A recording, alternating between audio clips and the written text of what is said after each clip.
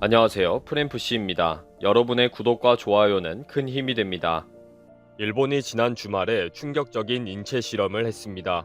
도쿄올림픽 조직위원회가 도쿄올림픽 때 관중들에게 C19가 어떻게 확산되는지를 인체 실험을 해서 대책을 세워보자 라고 나선 것입니다. 제정신이라면 있을 수 없는 실험이 대대적으로 일본 요코하마 야구 경기장에서 지난 주말에 벌어졌습니다. 내년 도쿄올림픽 때 관중들이 많이 몰려오면 C19가 어떻게 전파가 되고 경기 후에 발생한 환자들을 어떻게 파악해서 병원 수송과 치료하게 할 것인지를 확인해 보겠다는 것입니다. 그러기 위해 실제 상황을 만들어야 하니까 주말 야구 경기장의 관중들을 대상으로 실험해 보겠다는 것입니다. 요코하마 경기장은 도쿄올림픽 공식 야구 경기장이며 최대 수용 인원은 32,402명입니다. 프로야구가 최대로 인기가 있는 시즌 중에 관객을 대상으로 실험을 하겠다는 것입니다. 지난 15일에 전격 발표한 만석이 된 프로야구 경기장에서 C19 확산 실험은 충격적이었습니다. 10월 30일부터 11월 1일까지 요코하마 야구 경기장에서 관중들에게 공지를 한 후 실시한다는 것입니다. 고해상도 카메라를 많이 설치해서 야구장에서의 사람의 움직임이나 밀도, 마스크 착용 비율 등을 파악해서 슈퍼컴퓨터로 시뮬레이션 하겠다는 것입니다. 입장 시에는 C19 접촉 확인 앱인 코코아를 설치한 스마트폰의 비율도 확인하고 대화를 할 때 나오는 이산화탄소를 측정하는 등의 장비를 설치하기도 합니다. 이 인체 실험을 통해 관객들이 큰 소리를 낼 때 타액의 물보라가 어디까지 확산되는지, 음식을 섭취하며 대화를 할 때 주변 공기와 어떻게 접촉이 이루어지는지, 화장실이나 매점 등에서 사람들이 몰려다닐 때 그 접촉 밀도가 어떻게 되는지, 마스크를 착용하지 않은 사람들을 다수 배치해서 카메라가 잘 찾을 수 있는지와 경비원들이 쉽게 달려갈 수 있는 방법은 무엇인지, 경기 종료 후에 각 출입구를 긴급하게 퇴장하도록 재촉해서 혼잡도는 어느 정도인지를 확인하겠다는 것입니다.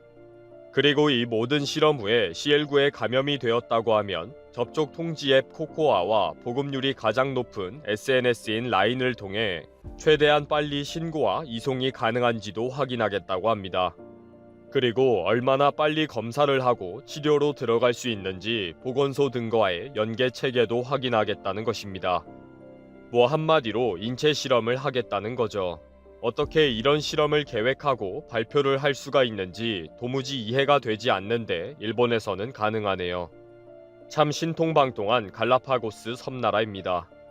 일본에서는 이 발표에 대해 올림픽 개최에는 꼭 필요한 실험이다. 실제 검증은 안 되는 현실성이 전혀 없는 말도 안 되는 실험이다. 라고 의견이 갈렸습니다. 실험이 제대로 되려면 최대한 많이 입장을 해서 C19의 일부 감염이 될 가능성이 있는 위험한 상황을 만들어야 합니다. 그래서 티켓 가격을 최대 35% 할인을 해주겠다. 필요하면 단체 할인도 가능하다. 비싼 유니폼도 있다. 공짜니까 많이 들어와라. 라는 식으로 홍보를 했습니다. 또 작전대로 되려면 관중들이 최대한 밀집되어 있는 상황에서 마스크를 벗고 대화를 많이 나눠야 침방울 등의 확산과 일부 C19에 감염되는 상황이 발생할 수가 있습니다. 그래서 도시락을 준비했으니 경기장 내에서 마스크를 벗고 먹으면서 말을 많이 해라 라면서 최고급 도시락을 나누어주는 꼼수를 부렸습니다. 완벽한 인체 실험의 준비가 철저하게 된 것 같습니다. 직접 실험에 참가해야 하는 야구 팬들은 상당히 위험하다, 인체 실험 대상이 되기 싫다 라는 여론이 높았습니다. 왜 하필 가장 인기가 있는 요코하마와 한신과의 경기를 대상으로 하느냐 등의 항의도 있었습니다. 원래 일본 정부의 계획은 30일은 80%, 31일은 90%, 11월 1일은 100% 만석입니다. 최대한 바짝 붙어서 고함을 많이 치고 음식을 먹으면서 대화를 많이 해야 C19 대책을 세울 수가 있으니까요. 그런데 야구 팬들의 이런 우려 탓인지 불티나게 팔리고 진작 매진이 되어야 했을 티켓이 29일까지도 판매 상황이 부진했습니다. 인체 실험을 준비한 올림픽 조직위원회는 도시락과 유니폼을 공짜로 준다. 내년 올림픽이 열리기 위해 데이터가 필요하다. 애국 시민들의 협조를 부탁한다. 라고 언론을 통해 많이 홍보를 하기도 했습니다. 드디어 첫날 30일에는 전체 수용 인원 32,402명의 51%인 16,594명이 경기장에 들어왔습니다. 80%의 자리를 채워야 접촉을 많이 하고 서로 침방울 영향을 주고 C19가 전파되고 감염자가 발생할 수가 있는데 51%에 그친 것입니다. 야구 팬들이 겁을 단단히 먹었던 것 같습니다.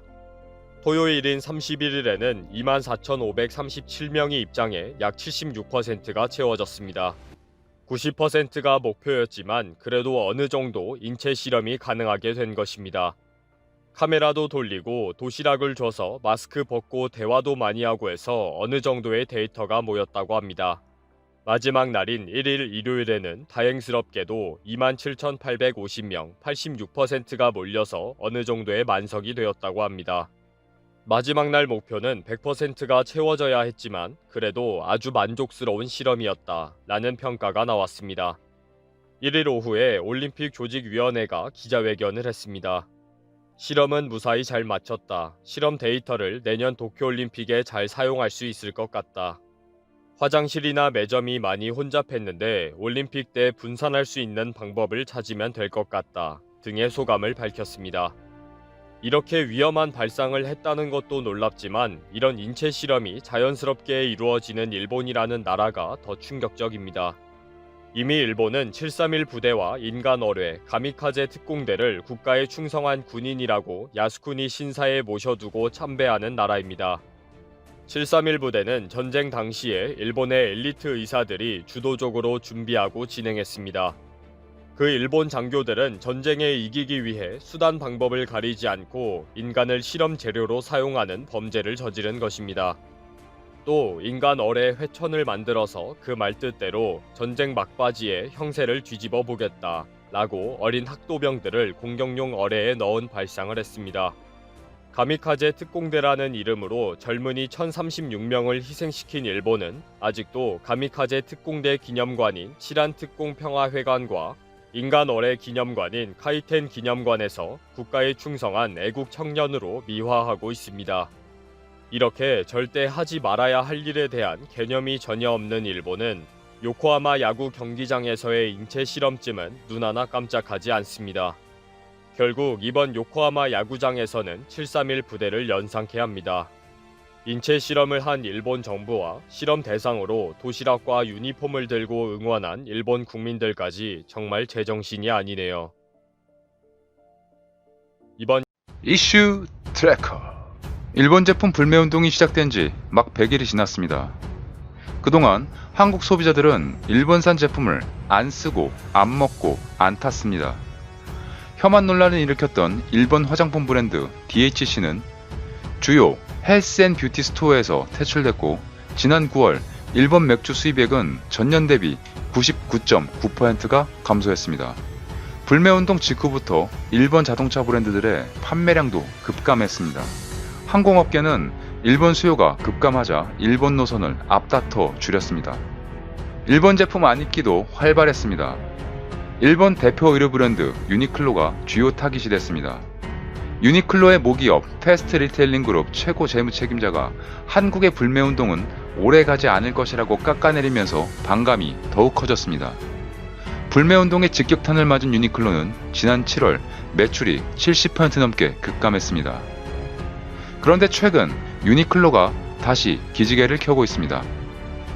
후리스, 히트텍 등 유니클로의 겨울 인기 상품 판매가 시작되고 대규모 세일 행사가 진행되며 일부 소비자들이 이에 반응하는 모양새입니다.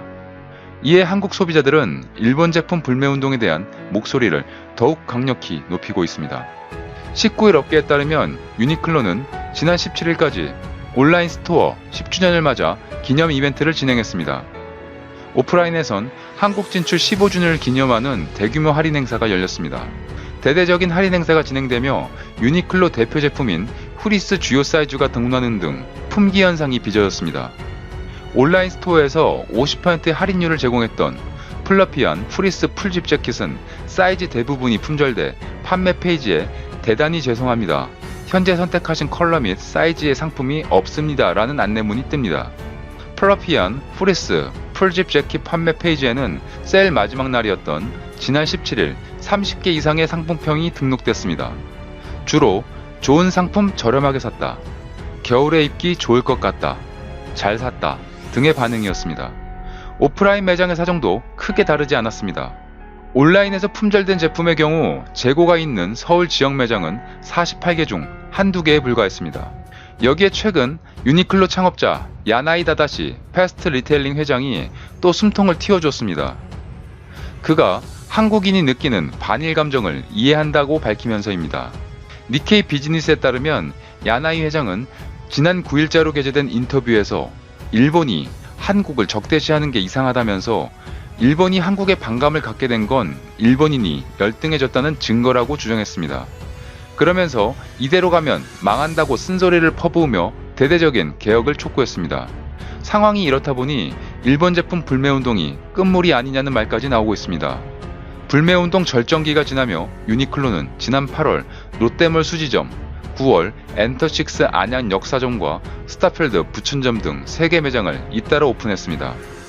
하지만 점점 약해지는 듯했던 유니클로 불매에 다시 불이 붙기 시작했습니다. 유니클로 광고 영상이 위안부 조롱 논란에 휩싸이면서부터입니다. 유니클로는 지난 1일 일본 공식 유튜브 채널에 후리스 25주년 대화 30초 유니클로 2019 폴 윈터라는 제목의 새로운 광고 영상을 공개했습니다. 해당 영상은 지난 15일부터 국내 TV 광고로도 방영되고 있습니다. 15초 분량 광고는 98세의 패션 컬렉터 할머니와 13세인 패션 디자이너 소녀가 이야기를 나누는 식으로 이야기가 흘러갑니다. 소녀가 할머니에게 스타일이 완전 좋은데요. 제 나이 때는 어떻게 입으셨나요? 라고 묻자 그녀는 맙소사 80년도 더 된 일을 기억하냐고? 라고 반문합니다. 이는 광고 영상 하단에 자막으로 쓰여 있습니다. 영상 속에서 언급된 80년 전인 1939년은 우리나라가 일본의 탄압을 받던 일제강점기 시기입니다. 한일 관계가 악화된 상황에서 자칫 역사 왜곡 등으로 민감하게 해석될 수 있어 문제가 됐습니다. 특히 이 광고의 일본어 편에선 80년도 더 된 일을 기억하냐는 자막이 옛날 일은 잊었어 라는 자막으로 표기돼 위안부 피해자 조롱 의혹은 더욱 증폭됐습니다. 이에 대해 유니클로 측은 전혀 사실이 아니라며 억울함을 호소했습니다. 유니클로 관계자는 특정 국가나 목적을 가지고 제작한 것이 아니라 후리스 25주년을 기념해 제작한 글로벌 광고이다. 실제 모델도 현역에서 활동하고 있는 98세 패션 컬렉터와 13세 패션 디자이너를 모델로 기용했다. 둘의 나이 차이를 고려한 자막일 뿐이다 라고 해명했습니다. 국가나 역사적인 배경을 고려하지 않았다는 주장입니다. 또한 유니클로 관계자는 글로벌 패션 브랜드 유니클로는 전 세계 24개 국가 및 지역에 진출한 다국적 기업으로 인종, 성별, 직업의 차별 없이 모두를 위한 옷을 제공하는 것을 목표로 삼고 있다며 기업 방침상 전 세계 어디에서나 어떠한 정치적 또는 종교적 사안, 신념, 단체와 어떠한 연관관계도 없다고 선을 그었습니다. 유니클로 측의 해명에도 불구하고 누리꾼들은 분노를 감추지 못하고 있습니다. 누리꾼들은 불매운동을 멈출 수 없는 이유, 한국 소비자들이 지치지 말고 각성해야 할 시점이라며 유니클로를 비롯한 일본 제품 불매운동을 다시 한번 독려하고 있습니다. 한 누리꾼은 이걸 보고도 유니클로에 갈 한국인이 있을까라며 우리 할아버지는 일제강점기 시절 이야기를 어제 일처럼 기억하신다. 한 위안부 할머님은 80년 전 위안부에 끌려갔을 때 뭘 입었는지 생생히 기억하신다고 한다. 한국인이라면 80년 전 일본이 저지른 일들을 잊지 않아야 할 것이라고 말했습니다. 이 분노는 한 고등학생의 유니클로에 대한 영상 패러디로 이어졌습니다.